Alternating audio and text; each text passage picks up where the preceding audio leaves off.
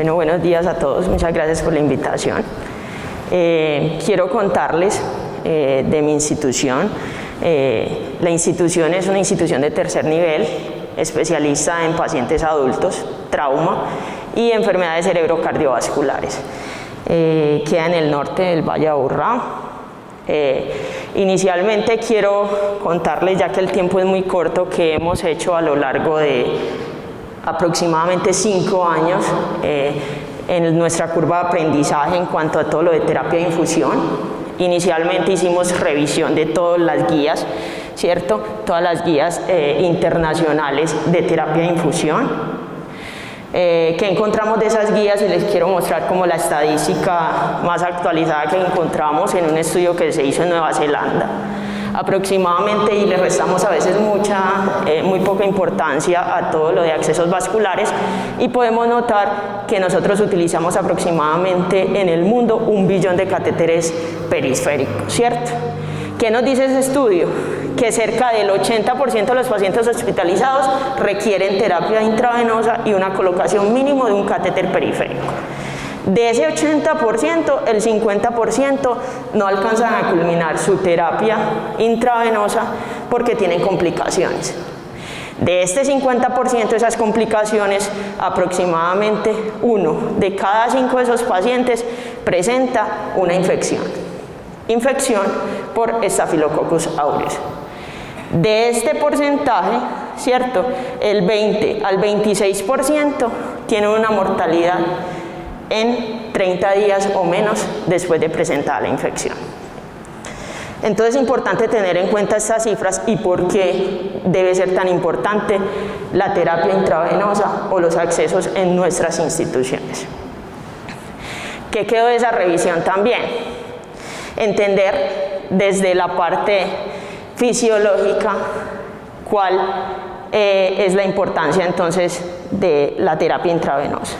Encontramos la ley de Poisson, ¿cierto? La ley de Poisson nos habla que el flujo de la sangre está directamente relacionado con la presión versus la resistencia del vaso. ¿Qué nos dice? ¿Qué nos habla de la resistencia del vaso? ¿Qué tenemos que tener en cuenta?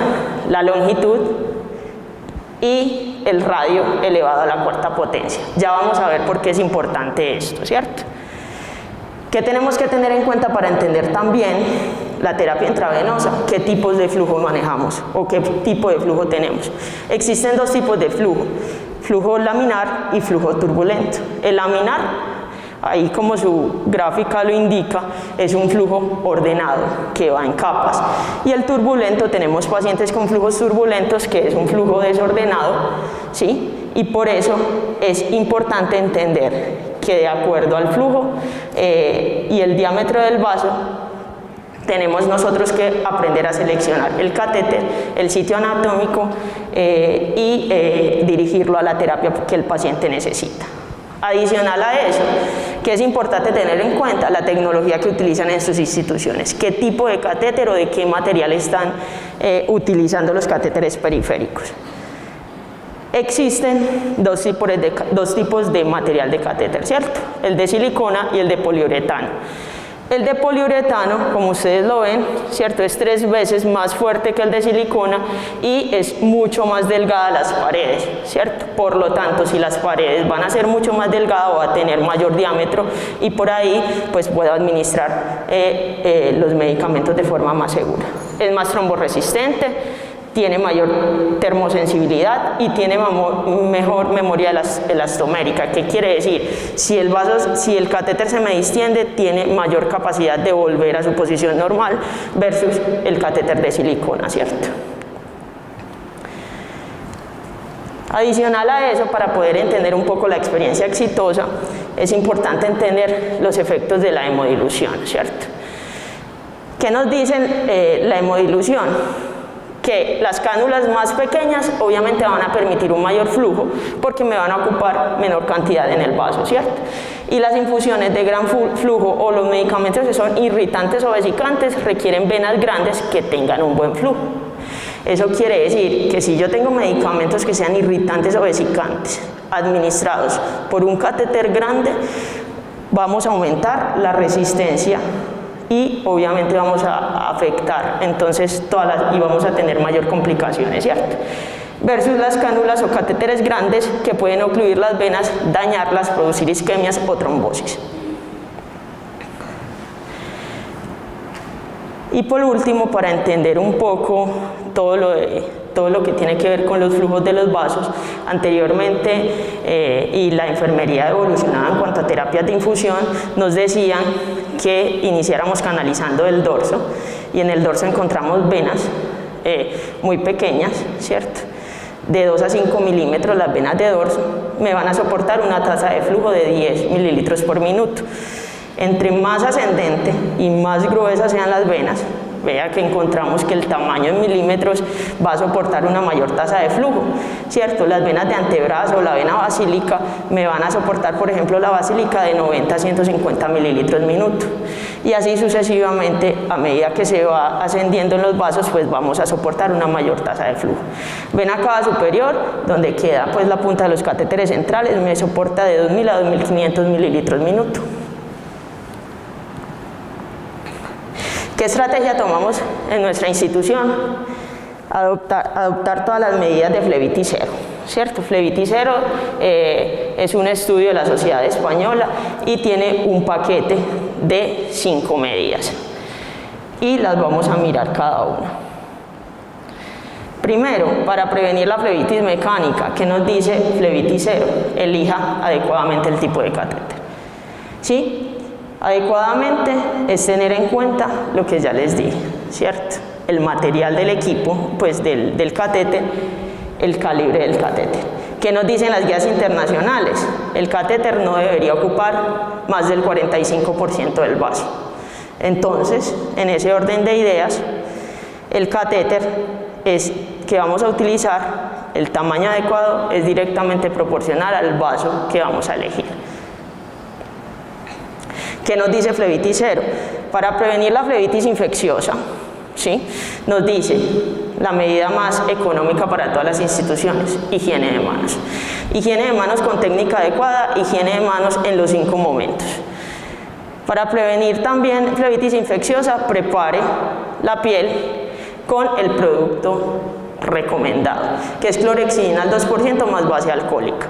Y hay varias presentaciones, en atomizador, hay sachets o bolsitas individuales de 30 o 60 mililitros, o hay toallitas individuales de diferentes laboratorios. Adicional a eso, mantenimiento aséptico del catéter, utilizando apósitos transparentes y también haciendo una adecuada limpieza de los puertos o adaptadores de terapia intermitente.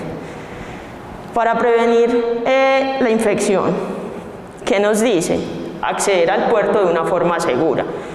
De nada nos sirve tener adaptadores adecuados, tener el producto adecuado si la técnica no es adecuada. ¿Qué nos dicen las guías internacionales? Utilice el producto adecuado, pero haga una fricción de 5 a 60 segundos en el puerto de acceso antes de conectar los equipos. Esto nos dicen todas estas guías, ¿cierto? ¿Qué más nos dice flebitis cero? Para evitar la flebitis, quite el catéter cuando no lo necesite el paciente. No todos los pacientes que están hospitalizados deben tener catéter periférico.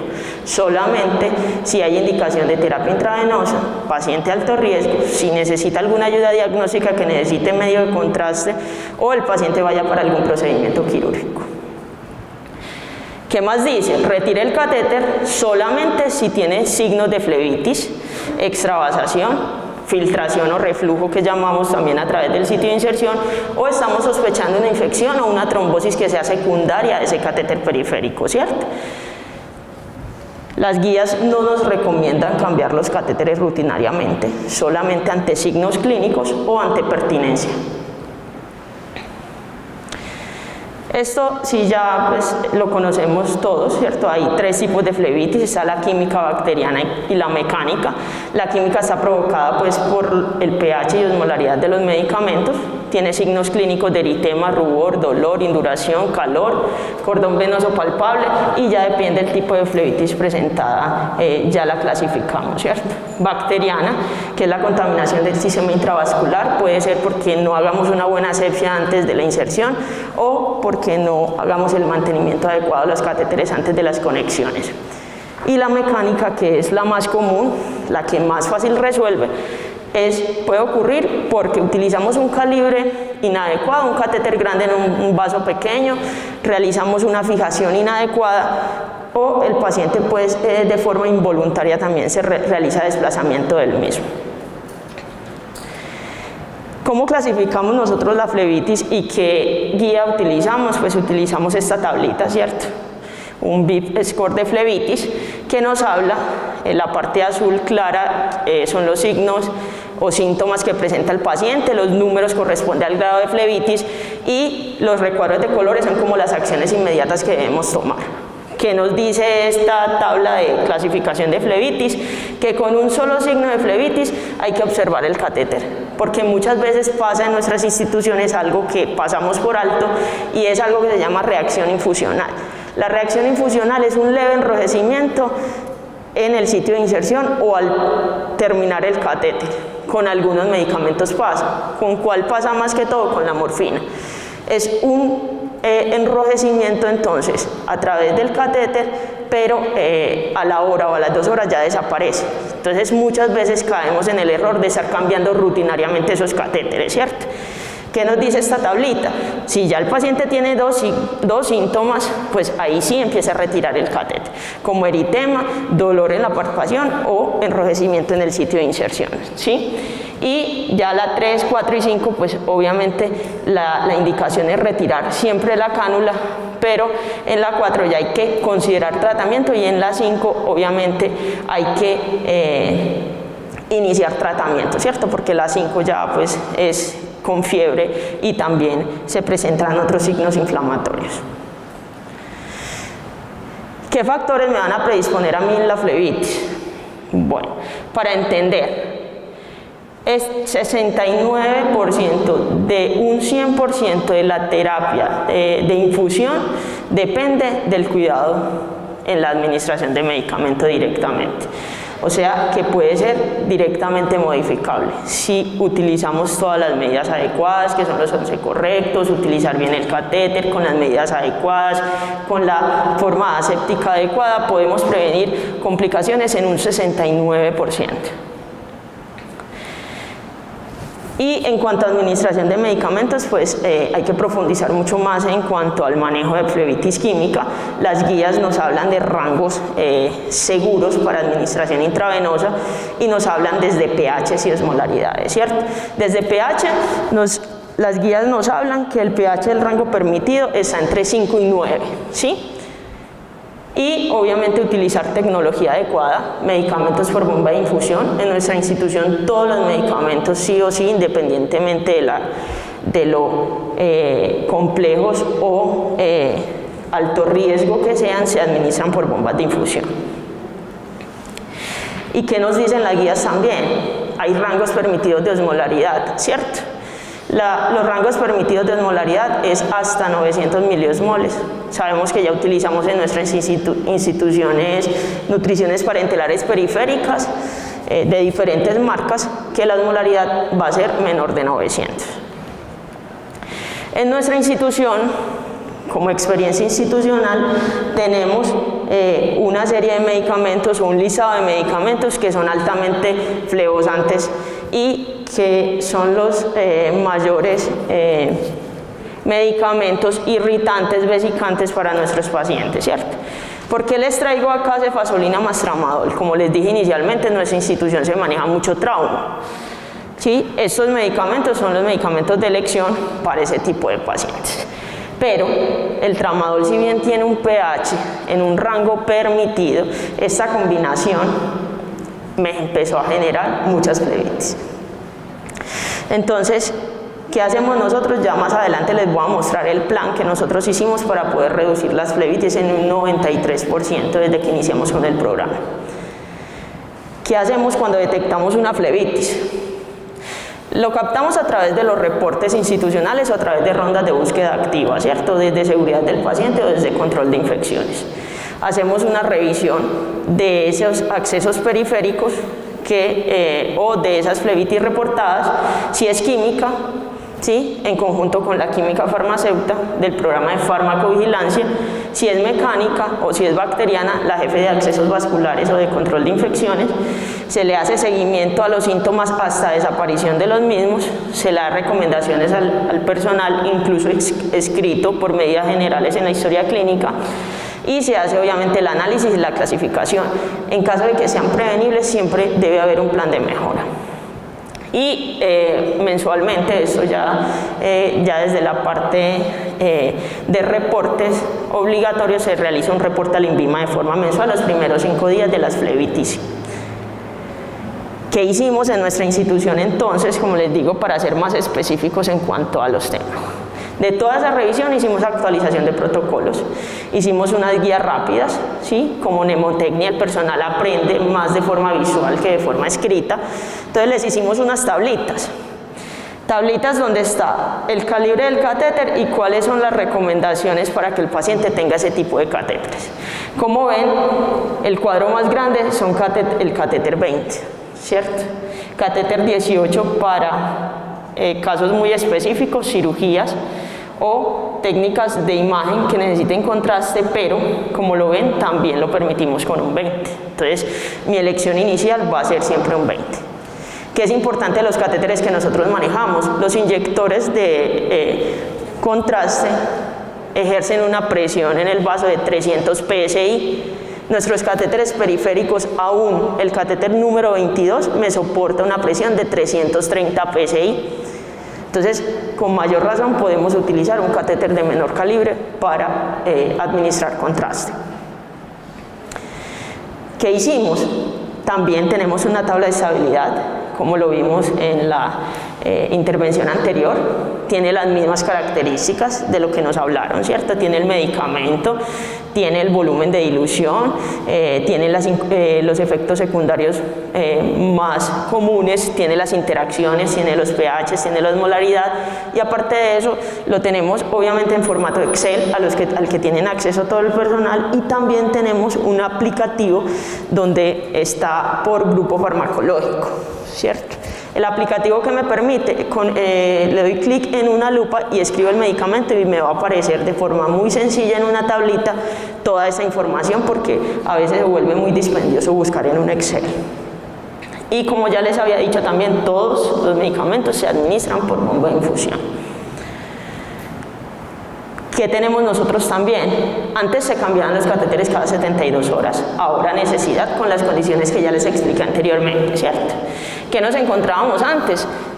Calibres grandes, aquí no se ve bien en la gráfica, pero ya este paciente tenía rubor y cordón, ¿sí? Sitios anatómicos inadecuados en pliegue, lo cual va a favorecer, digamos, a una dilatación del punto de inserción y va a haber reflujo o filtración a través del catéter, ¿cierto? ¿Qué más hacemos? Rondas y verificamos cómo están esos catéteres, ¿sí? Que sale de los reportes diarios de esos catéteres periféricos. Siempre por servicio nos van a reportar número de pacientes versus cuántos catéteres periféricos hay. ¿Qué es lo más común y lo que yo esperaría? Que haya más pacientes que catéteres periféricos, ¿cierto? ¿Qué hago yo con esa información? Total de pacientes, por ejemplo, 4.062 versus 3.950 días de exposición a catéter periférico. ¿Qué hago con esa información? Entonces, los pacientes o los catéteres periféricos es el denominador y el numerador va a ser el número de flebitis presentada, ¿cierto? Eso me da un número, ¿sí? Y ese es el indicador de calidad que se reporta al ministerio, ¿cierto? ¿Qué más hacemos? Rondas de cumplimiento de venopunción periférica. ¿Sí? Voy y reviso cómo está este catéter, si es pertinente, si está en buenas condiciones, si hay educación del paciente, y se hace por servicios. Adicional a eso, de esos incumplimientos, reviso cuáles son los más comunes para poder intervenirlos. También hay una lista de verificación o medición de adherencia al proceso de inserción del catéter como tal, a la venopunción periférica. ¿Sí? Tiene ciertos ítems y eso me va a ponderar un porcentaje. También se hacen rondas de medicamentos flevosantes. ¿Cuáles? Los que tenemos mapeados en nuestra institución, que son los que más flebitis nos dan en nuestra institución, ¿cierto? Entonces, el sistema nos permite filtrar de esos medicamentos vesicantes o irritantes cuántos tengo, en qué pacientes los tengo, y a esos pacientes son pacientes foco para saber que tengan el calibre adecuado, que esté en el sitio anatómico adecuado y que no tenga signos o síntomas de flebitis. Adicional a eso, hicimos un listado pequeño de 5 medicamentos que vamos a pasar por vena exclusiva. Al pasarlos por vena exclusiva quiere decir que si el paciente tiene alguno de estos, ese catéter periférico o esa venopunción, solamente le puedo administrar ese medicamento. Estoy hablando de experiencia institucional, ¿cierto? 3 antibióticos, trimetoprim-sulfa, claritromicina, vancomicina, siempre y cuando el paciente no tenga una terapia de más de una semana. Nutrición parenteral periférica, porque ya les dije que tiene osmolaridades menores a 900, y cloruro de potasio, que son reposiciones cortas. ¿Qué más hicimos? Cambiar la tecnología. ¿Sí? A veces no le prestamos mucha atención a los adaptadores y sí es muy importante. Hay adaptadores de terapia intermitente que son de presión neutra, de presión negativa y de presión positiva, ¿cierto? ¿Cuáles son los recomendados? Los de presión neutra, que cuando yo conecte y desconecte el equipo de infusión, ni retorne, ni tampoco ejerce una presión que me vaya a sacar de pronto un poco de fluido y me vaya a obstruir la cánula posteriormente, ¿cierto? ¿Qué cambiamos también? El catéter periférico.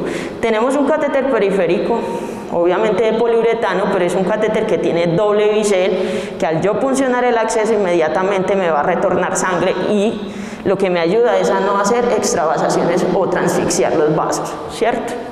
Y aparte de eso, desde la parte de seguridad y salud en el trabajo, pues es un catéter bioseguro, porque yo puedo hacer una tracción del botón y me va a autoguardar la aguja.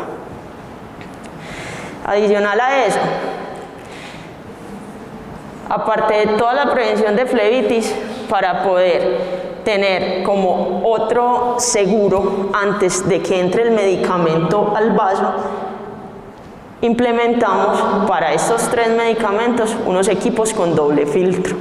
Tiene otro filtro adicional, que es este, antes de que el medicamento llegue al catéter, ¿cierto? Y lo utilizamos para mannitol, un equipo de filtro de 0.2 micras, libre de PVC, para amiodarona un equipo 0.2 micras, libre de PVC, pero también es fotoprotector, y para nutrición parenteral periférica, un equipo con filtro de 1.2 micras, libre de PVC y fotoprotector. En muchas instituciones nos van a decir, pero es que eso es más costos. Eso depende de las contrataciones que hagan con las instituciones, ¿cierto?